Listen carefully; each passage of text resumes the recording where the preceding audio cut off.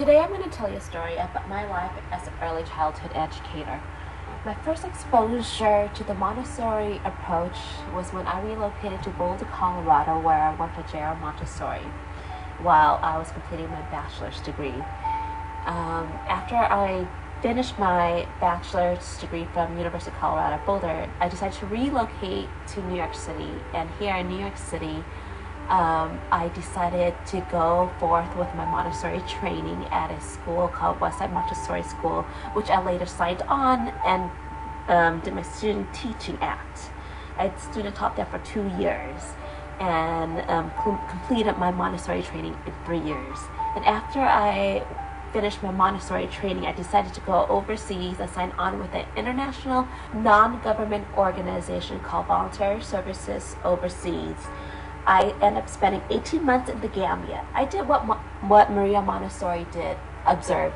For the first 6 months of my placement, I observed the teachers, I observed students, I observed how people interact, I observed the strengths and weaknesses and opportunities and threats that impose the educational system of the Gambia.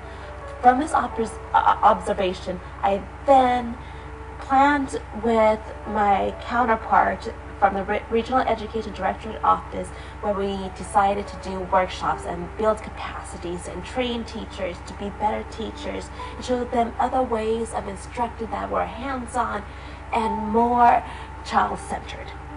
I trained teachers at how to look at locally found resources and use them as learning resources in the classroom. I taught them how to use the materials in a Montessori way. I used bottle caps and made sandpaper numerals and made an abacus and counters and sandpaper letters and writing and rhythm sticks, all materials that I use in my Montessori classroom, and I am sharing my knowledge with them.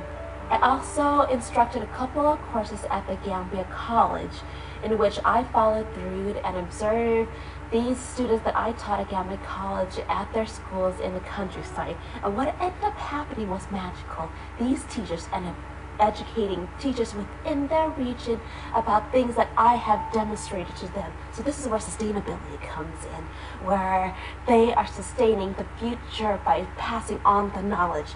And this is when change occurs. Teachers are using a more child-centered approach. Children are learning by doing. They are using their hands. That is what Montessori did. She discovered that children's greatest tools, learning tools, are their hands.